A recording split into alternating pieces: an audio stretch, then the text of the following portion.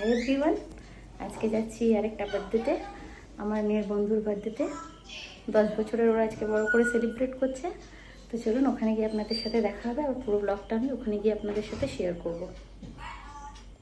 মহিশিলার এই লক্ষ্মী ম্যারেজ হলে বার্থডেটা সেলিব্রেট করা হয়েছিল। ওপরে দোতলায় সেলিব্রেট করা হচ্ছিল। এই যে আমরা এখন ওপরে উঠছি। তো অনেক দিন পর আমি আবার ব্লগ নিয়ে এলাম, বার্থডে ব্লগ। অনেক দিন ব্লগ করা হয়নি, কোথাও যাওয়া আসা হচ্ছে না বলে হচ্ছে না ব্লগ করা। এই যে বার্থডে গার্ল মধুরাখা, আমার মেয়ের ফ্রেন্ড। আর এই দেখুন কি সুন্দর কেকটা।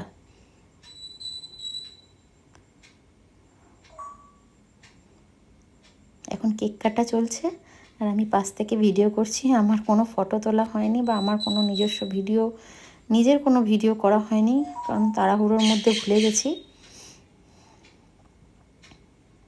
অনেক দিন পর বেরিয়ে বেশ ভালোই লাগছিল।